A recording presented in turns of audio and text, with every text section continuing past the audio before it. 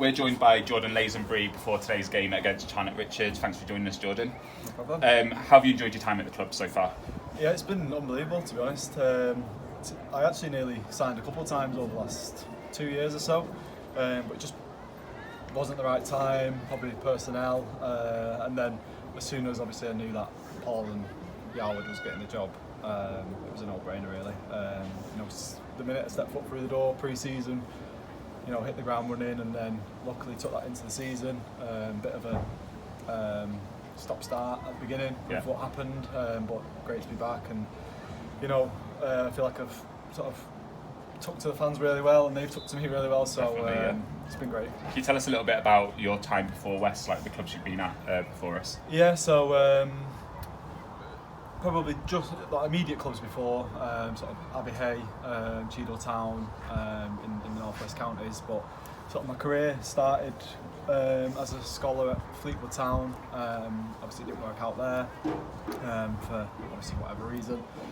Moved on to Stockport County, and then sort of took a 4 or 5 year break. I noticed that because I was looking for your clubs, and there's like a 4 or 5 year where I couldn't really find. Just sort of fell out of love with the game, because of being involved in it since such a young age. The demand, it just takes its toll on you really. And is that kind of like a realisation that you probably weren't going to go pro at that point? Yeah, definitely. And I think obviously when you don't make it, at a professional club, that it can be a tough time, and it does feel like the end of the world. So getting over that, and I just did that by going out with friends and just taking time away, and then got into a bit of Sunday League. One of my friends was playing at the time, and he was playing for ABA, but this was just before COVID actually. So he brought me down, had a couple of games, and then obviously COVID hit, so that wasn't great, but then luckily I still had the hunger to get back into it again, and then just not looked back since. Yeah, because I think a lot of West fans will remember you from our promotion season in Division 1 South. You were one of those names that was kind of always cropping up for rival teams kind of for promotion that season. I think you scored like 20 plus that season. And 29, 30 goals. Probably even more, So I think that was sort of where, I guess sort of cemented my name sort of in the counties really. Definitely. So it's been really good ever since. I think I've scored 20 plus goals for the last 3 seasons. It's so like 1 and 2, isn't it? Yeah, so over 1 and 2, Hopefully that continues. You mentioned them before, but Paul Marshall and Steve Yarwood, I'm guessing they're kind of a big reason why you joined the club. Is it right you've played for 2 clubs now, or is it more than that? But 2 clubs. 2. How important were they for you coming into the club? Absolutely massive. As I said at the beginning, I had a couple chances to sign for West, but it just didn't feel right. And then obviously I finally signed for Paul and Stephen after them mithering me for so long, and then managed to get promotion with them with Cheadle, and then since then they've been great with me, and to be honest it's hard thinking of playing for anyone else really now. I'm sure fans will love hearing that. Yeah, it's really, I can't see myself playing for anyone else for the rest of my sort of non-league career really. Kind of for us as a media team, we remember when Paul Marshall and Steve Yarwood came in, you were the first name that they told us about, so kind of for you to be that almost like marquee signing, that their first name they wanted to announce, that's got to fill you with confidence as well. Definitely. Don't get me wrong, they expect a lot from me, because they have high standards from me or for me, so there is pressure to perform every week, but it's what you want, and what I try and thrive off really. You were top scorer for Cheadle last season. Is that kind of in your thoughts again for this season? Is that an aim for you? Or? To be honest, I actually never really think about being the top goal scorer. I always have like aims of how many goals I want to achieve. Obviously I mentioned before about that 20 plus mark. I've actually had a little bet with Mike about hitting the 21 mark. I think you're going to win that bet by the looks of it. Hopefully. I don't want to jinx it. So it's never really in my thoughts. It's just about sort of doing well individually and as a team, especially at this club and this team. We've got people who are contributing, and that's what you need, to be honest. You can't just rely on one person and one player to score every week. So you got likes of Billy, even Cam the other week scoring, obviously Victor doing what he's doing, so they're just coming from all over really, which is massive for us. You probably had a good view of Victor's goal on Tuesday evening. What was your view of that, and your thoughts kind of when you saw that hit the back of the net? I was just stunned really. To say he'd just come back from his shoulder injury, he wasn't even meant to be playing, so when Howard rang me on the way saying Victor's on the bench, I was like, Victor's on the bench? So yeah, it was crazy in itself. So to see him do that was just unbelievable. I actually thought he was offside at one point. Oh, wow. And I was thinking, I hope the liner doesn't flag because it's just too good. But looking back on the VO, he definitely wasn't offside. No. So yeah, it would have been a cruel goal to disallow. Yeah. So what's he like to play as a as someone who's setting him up for goals? Like what's he like? He's just so raw, and he's almost like a cheat code, really. I say it all the time, like he can get you out of such difficult situations when you're under pressure. Yeah.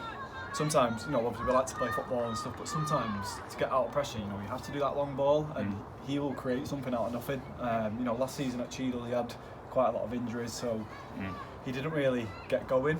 So he didn't really. I don't even think he scored a goal last season, to be honest.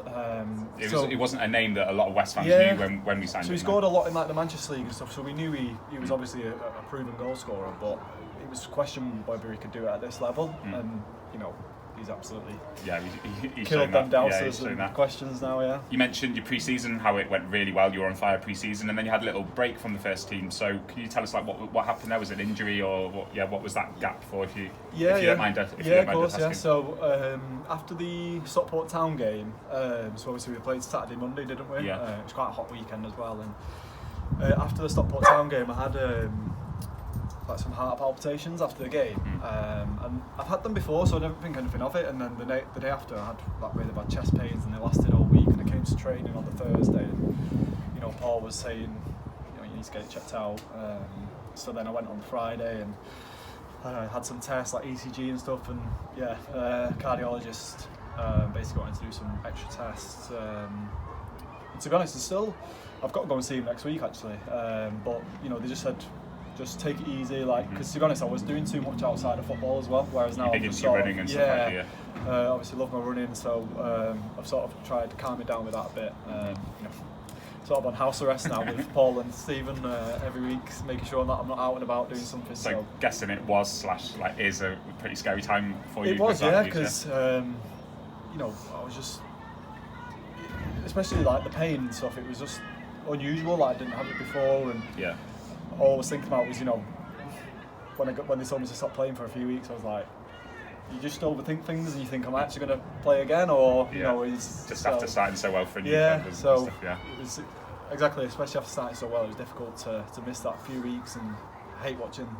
I'd love to be playing, so it was difficult watching as well. It's a bit of a cliche maybe, but does it kind of put things into perspective? That 100%. Time. Especially now I've got my own sort of little family as well. I've got a little girl, so you just when things like that, you just think the worst, and luckily I'm okay and been okay since, so hopefully that continues. I know I speak for all West supporters that we're really glad that that your health seems good, and I know that absolutely.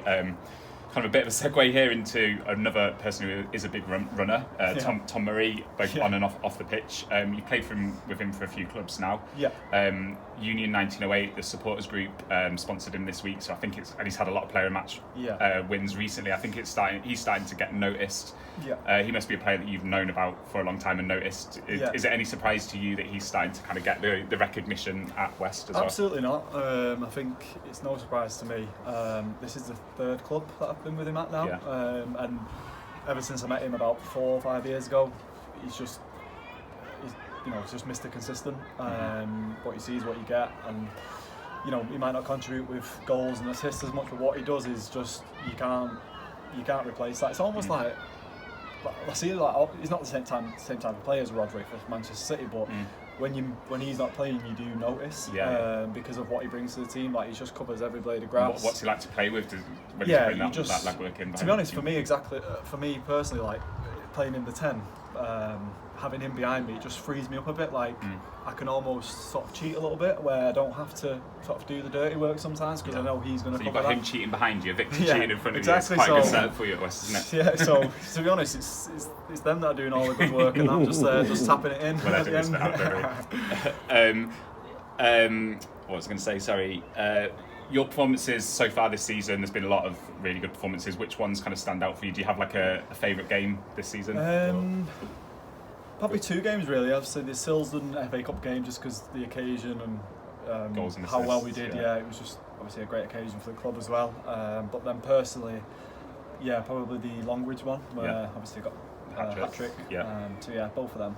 Absolutely. And we're on a really good run of form now. Moving on to today's game against Chanter Richard. What are your thoughts going into this game, and like what's been the messages from Paul Marshall?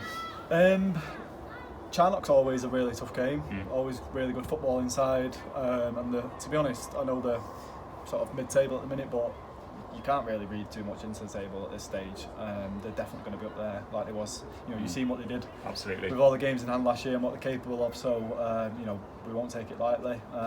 We know what they can do. So if we stick to what we can do, then hopefully we can get the 3 points and keep the run going. Fingers crossed. Somebody else who's got a game today, in fact, she's joining us from our half time, is Darcy's captain of our under-12 White Tigers. Darcy's asked if she could ask some questions. Absolutely, I'm presuming that's all right for you. Yeah, absolutely. This is her half time, so we've got to be quick with these questions. But yeah, Darcy, when you're ready, off you go. What do you have to work the hardest on in training? In training, probably we work on shape quite a lot. So making sure everyone knows their jobs when it comes to sort of match day. We sort of, to be honest, if we don't stick to them jobs, we have a fine system as well. So people get fined if they don't stick to those jobs. So it's just making sure you switched on and concentrated, and listen to what was the information was given in training, really. But yeah, I think that's sort of from a training point of view. But overall, I'd say obviously it's a big commitment. Tuesday, Thursdays, Saturdays, and then you've got your personal life as well, and your kids. So yeah, it's going to be quite tough. How old were you when you started junior football? Good question. Taking me back now.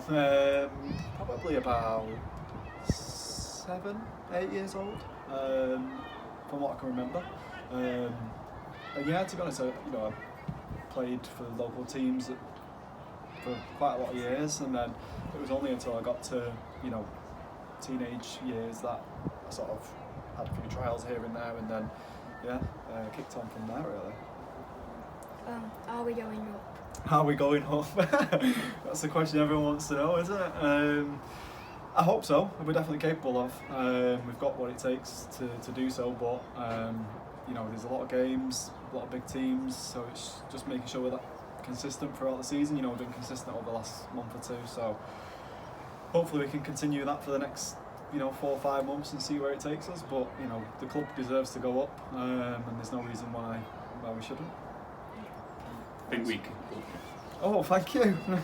Oh, West really Friendship good. race, I know, yeah. Keep that on, thank you. I think Darcy's second half is back underway, so we better let Darcy go. I'm a bit worried about my job in the future there. That was brilliant. Thank you so much, Darcy. Thank you, Darcy. Good luck for your Great second to meet half. And thank you, Jordan. Good luck No for problem. today's game. Thanks for the Cheers. chat. Thank Cheers, you. mate.